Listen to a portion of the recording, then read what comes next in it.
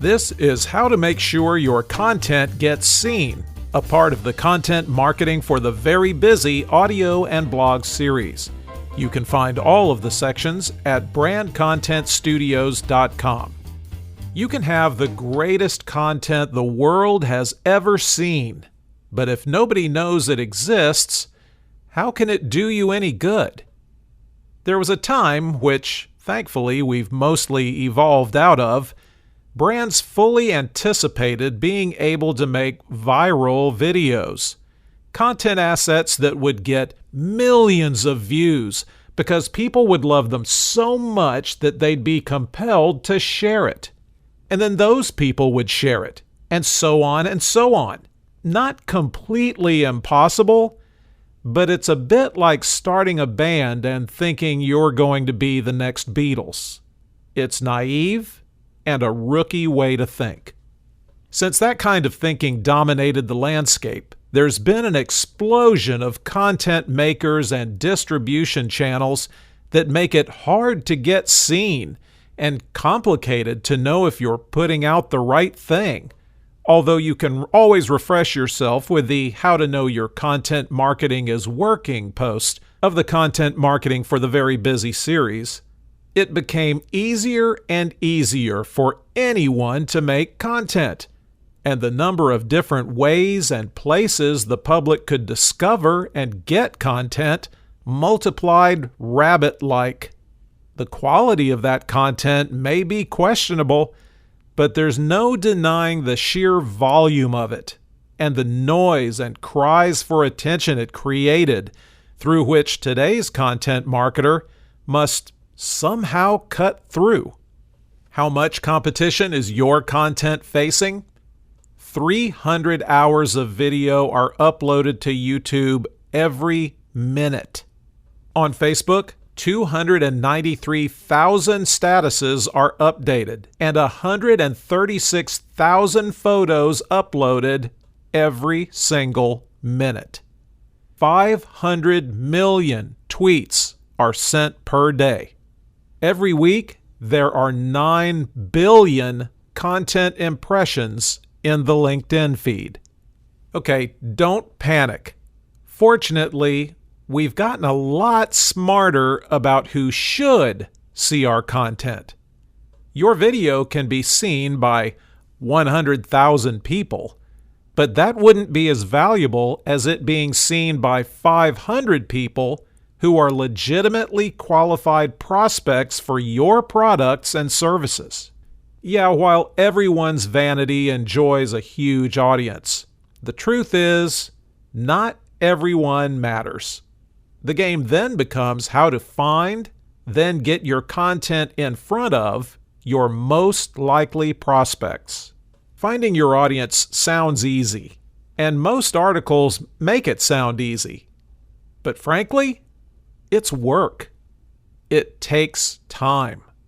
Because someone in your organization has to authentically become one of your audience. They have to be in the groups, the forums, the channels, the associations. They have to be fans of other people's content. They have to know the language, the problems, all the inside jokes. They have to participate as a community member, not as someone who's only there because it's their job to be there and push a brand. For many marketers, taking this sincere, value-based approach is very hard because they want rapid results and tend to do sledgehammer messaging. You need to be Dian Fossey amongst the gorillas, and she didn't go in pounding her chest. That's how to organically start building your high-value audience. You or your rep will become known. Then you'll become trusted. Then people will willingly sign up for your email list. Then they'll keep wanting to get your content. Why? Because you're going to prove to them over and over that your content is made with them in mind, and its mission is to help them. It's slow, but it's real. Fair warning, most of the effort and patience will be required up front. But as you start winning real fans, the network effect eventually kicks in, and your word of mouth spreads and compounds. As long as your audience is growing, you're going in the right direction. Now, instead of being a carnival barker trying to con people into coming in to see your show, you have an established audience of people who want to come to your show because they know you always put on a great one. The other ways to get your content seen are influencer marketing and paid content promotion.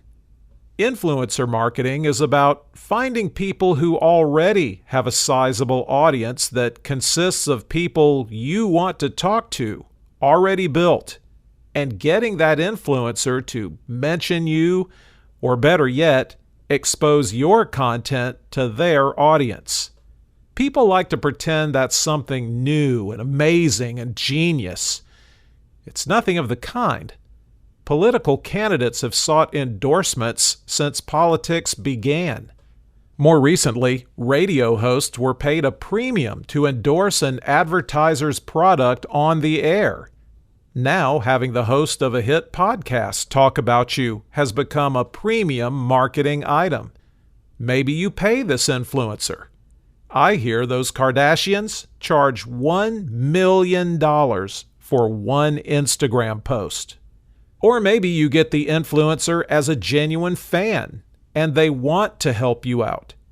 If you have audiences of equal size, you can trade mentions and exposure. If you don't already have a list of the stars in your field or industry, start making one. As for paid promotion, yes, you can pay platforms like Facebook and Twitter to get your content in front of a wider number of hopefully relevant eyeballs. And that's fine. Just know that what you're really doing here is advertising.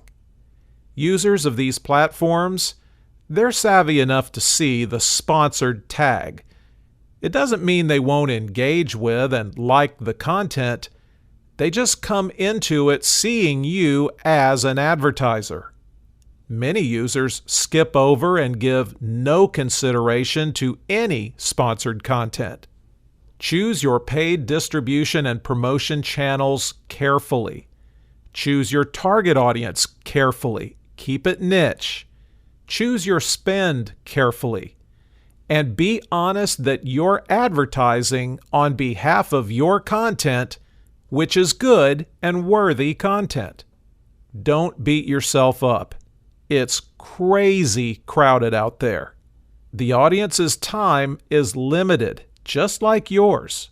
And everyone is wanting the same things from them: clicks, likes, comments, shares, reviews, subscribers, etc. Become a valuable partner and helper to one person, one company. If you can become that for one, you can do it for thousands. Now we invite you to listen to the next section of the series, How to Know Your Content Marketing is Working.